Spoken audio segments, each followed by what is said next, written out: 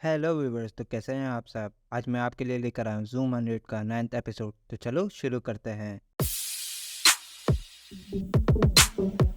Episode के start में हम अकीरा के फादर को देखते हैं। उन्होंने कभी भी अकीरा को टोक्यो जाकर पढ़ने या वहां जाके जॉब करने से कभी भी मना नहीं करा। वो चाहते थे अकीरा बहुत ज़्यादा पढ़े और बड़े बड़े ड्रीम्स देखे, क्योंकि बिना ड्रीम का इंसान एक मुर्दे की तरह होता है। अकीरा अपनी फादर की ये बात सुन के अपने दिल में सोचता था कि जैसे आपको बहुत ज़्यादा पता है, आप बस एक गांव के किसान हो। और कहानी वापस प्रेजेंट में आ जाती है। ये लोग बस अकीरा के गांव पहुंचने ही वाले थे। तब बीट्रिक्स बोलती है काश अकीरा के पेरेंट्स अब तक जिंदा हों। लेकिन अकीरा को बिल्कुल यकीन था कि उसके पेरेंट्स सही सलामत होंगे। केंचो भी उनसे मिलने के लिए काफी एक्साइटेड था। अकीरा 3 साल बाद गाँव जा रहा था और इसीलिए वो ज्यादा नर्वस भी था। और तभी इन्हें एक टनल के सामने रुकना पड़ता है, क्योंकि टनल को ब्लॉक करा हुआ था और उसके अंदर बहुत सारे zombies मौजूद थे। अकीरा का गांव इस टनल की दूसरी तरफ है। तब केंचो सोचता है क्या ये zombies अकीरा के गांव वाले तो नहीं हैं, लेकिन अकीरा मना करता है क्योंकि वो इनमें से किसी को भी नहीं पहचानता।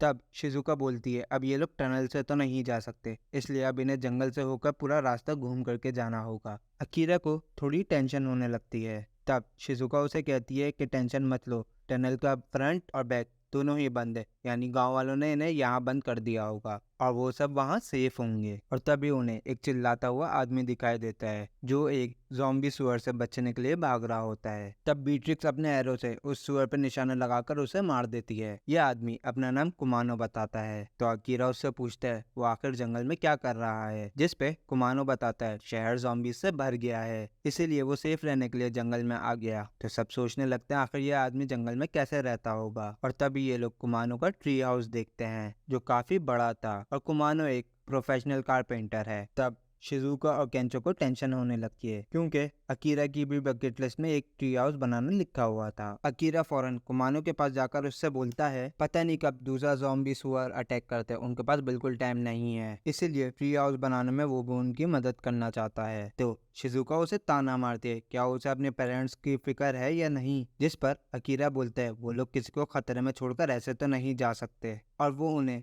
ट्री हाउस के अनगिनत फायदे बताने लगता है। तब केंचो और शिजुका को अकीरा की बात माननी पड़ती है। शिजुका और बीट्रिक्स साइड में बैठ के आराम करती हैं और किमानो अकीरा और केंचो को ट्री हाउस बनाने के काफी सारे ट्रिक्स बताता है, जैसे पिलर सीधा है या नहीं ये जानने के लिए वो एक पाइप का यूज कर सकते हैं। उन्हें लकड़ियों के बीच में 5 सेंटीमीटर का गैप देना चाहिए ताकि पत्तियां आराम से नीचे गिर जाएं। हर ट्री ये खुद बताता है कि उससे किस तरीके का ट्री हाउस बनेगा। ट्री हाउस का फाउंडेशन एक मजबूत ट्री होता है, अगर वो दरख्त सूख जाए या सड़ जाए तो भी ट्री हाउस खत्म हो जाएगा। इसी तरह उन्हें पूरे जंगल के बारे में सोचना चाहिए और तब उन्हें जंगल की आवाज सुनाई देगी। अकीरा को कुमानो की बातें काफी अच्छी लगती हैं और वो सोचता है अगर उसे दुनिया की आवाज सुनाई दे तो वो अपनी बकेट लिस्ट में क्या लिखेगा। कुछ टाइम बाद अकीरा कुमानो से बोलता है उसका ये बचपन से सपना था एक वो ट्री हाउस बनाए। तब कुमानो उसे बताता है मेरा बेटा भी बचपन से एक ट्री हाउस बनाने की जिद करा करता था। तब अकीरा उससे पूछता है कि उसका बेटा अब कहाँ पर है। ये सुनकर कुमानो थोड़ा चुप हो जाता है और अकीरा को बताता है उसके बेटे को उसकी वाइफ ने काट लिया था, जिसकी वजह से उसे उसकी वाइफ को और उसके बेटे को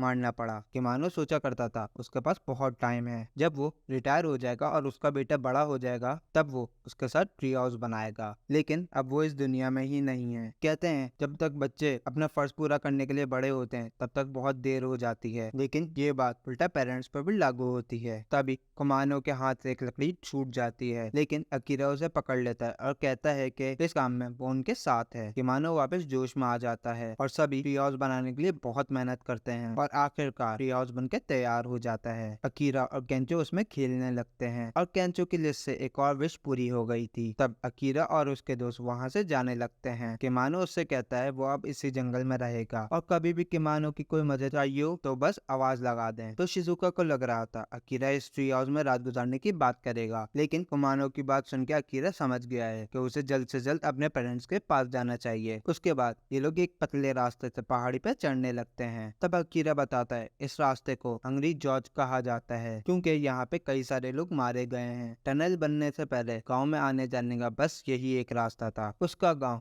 पहाड़ों और घाटियों के बीच में बसा हुआ है। उसके बाद वो लोग एक पुराने से पुल को भी पार करते हैं। अकीरा को छोड़कर सबकी हालत बहुत खराब हो गई थी और रास्ता देख के वो लोग ये भी समझ गए थे कि अकीरा का गांव बिल्कुल सेफ होगा। कुछ ही देर में वो लोग सारे अकीरा के गांव पहुंच जाते हैं और अकीरा दूर से ही सबको अपना घर दिखाता है। रास्ते में अकीरा सोचने लगता है बड़े होने के बाद से उसने अपने पेरेंट्स को आज तक कुछ भी नहीं दिया, लेकिन आज से पहले उसने इस बारे में कभी भी नहीं सोचा। और तभी अचानक ये लोग देखते हैं गांव में बिल्कुल सन्नाटा था और उन्हें यहाँ पर कोई भी नहीं दिख रहा था। अकीरा डर जाता है कि ज़ॉम्बीज़ ने सबको मार तो नहीं दिया, उसके पेरेंट्स जिंदा होंगे या नहीं। वो भागते हुए अपने घर की तरफ जाता है और फौरन दरवाजा खोलता है, लेकिन अंदर तो पार्टी चल रही थी और 4 बूढ़े लोग वहाँ नाच गाना कर रहे थे। गाँव वाले पहचान जाते हैं और कहते हैं ये तो अकीरा है, टेंडो का बेटा। उसके माँ बाप भी यहीं बैठे हुए थे और अकीरा उन्हें देखकर अपने दिल की सारी बात बोल देता है और वो अपने पेरेंट्स का शुक्रिया अदा करता है इतनी मेहनत करके उसे इतना पढ़ाने के लिए और रोज टिफिन पैक करके अकीरा के कपड़े धोने के लिए। उन दोनों की वजह से ही आज अकीरा जिंदा है, लेकिन बदले में उसने परेशानियों के अलावा अपने पेरेंट्स को कुछ भी नहीं दिया। वो काम का बहाना बनाता था ताकि उसे यहाँ आना ना पड़े, तो इन सब के लिए वो माफी चाहता है। ये बातें सुनकर अकीरा के फादर तेंदो उसके पास आते हैं और अकीरा के सर पे एक जोर का मुक्का मारते हैं। बाहर दुनिया की बैंड बची पड़ी है और तुम इतनी दूर यहाँ फालतू बातें करने आए हो। उसके बाद वो अकीरा के दोस्तों को कहते हैं सफर करके तुम लोग काफी थक गए होगे, यहाँ बहुत सारे घर खाली हैं, तुम लोग वहाँ जाके आराम कर लो। और ये कहकर वो खेत की तरफ चले जाते हैं। अकीरा के फादर से उसके फ्रेंड्स इम्प्रेस हो गए थे और बाकी बूढ़े लोग भी अपने अपने खेतों पे चले जाते हैं। अकीरा की मम्मी उन सब के लिए बहुत अच्छा खाना पकाती हैं और ये सारी सब्जियां उन्होंने यहीं पर उगाई थी। सभी को खाना बहुत अच्छा लगता है। तब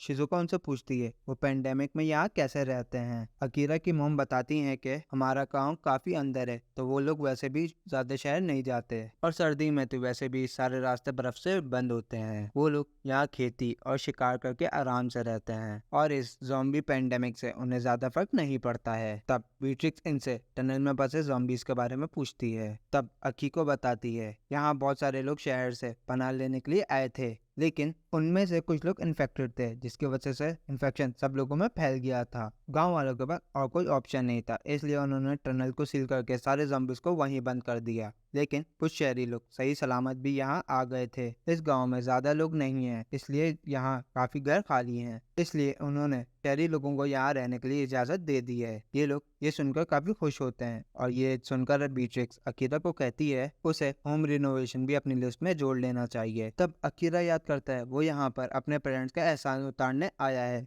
और उसे एक अच्छा बेटा बनकर दिखाना है। अकीरा के सभी दोस्तों को उसका गांव काफी अच्छा लगता है। केंचो को तो ऐसा लग रहा था जैसे वो अपने घर आ गया हो। इधर अकीरा अपनी मॉम से कहता है वो आराम करें, बर्तन वो धो लेगा। तब उसकी मॉम कहती है उसे ये सब करने की जरूरत नहीं है, वो रास्ते से थक गया होगा, अब वो आराम करे। तभी अकीरा के फादर कहते हैं कि मुझे तुम्हारी मदद चाहिए। वो उसे अपने साथ खेत पर ले जाते हैं। काम करते हुए अकीरा उनसे पूछता है कि वो कैसे हैं, उनकी कमर का दर्द ठीक हुआ या नहीं। और खेतों में काम करना तो बहुत मुश्किल होता है, लेकिन अब वो यहाँ आ गया है, अब वो उनकी पूरी मदद करेगा। तब उसके फादर बोलते हैं गांव में सब मिलकर अपना काम बहुत अच्छे से कर रहे हैं, तो उसे वहाँ टेंशन लेने की जरूरत नहीं है। तब अकीरा सब्जियां धोते समय सोचने लगता है कि वो अपने पेरेंट्स को खुश कैसे करे। उसे समझ नहीं आ रहा होता कि पेरेंट्स का एहसान कैसे जुटाते हैं। इधर हम देखते हैं टेंडो को उनकी उल्टियां हो रही हैं। उनके पास अब ज्यादा वक्त नहीं है, लेकिन वो ये बात अकीरा को नहीं बताते। दोनों इसके बाद घर की तरफ जाने लगते हैं। रास्ते में उन्हें 4 शहरी लड़के दिखते हैं जो कि गांव में कोई भी काम नहीं करते और इनमें से एक लड़के को अकीरा ने शायद पहले भी देखा हुआ है।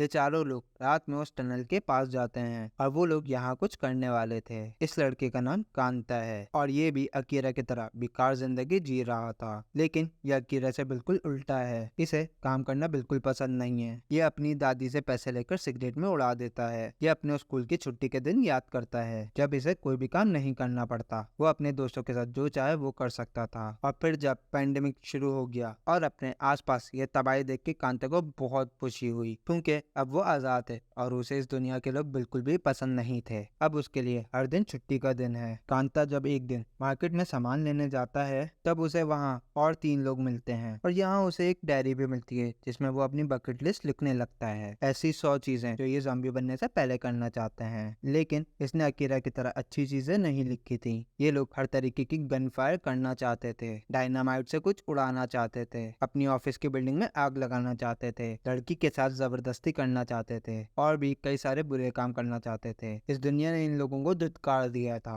और अब इनकी बारी है अपने मतलब का काम करने की। और ये एपिसोड यहीं पर एंड हो जाता है। अगर वीडियो पसंद आई हो तो वीडियो को लाइक और चैनल को सब्सक्राइब जरूर कर दिएगा।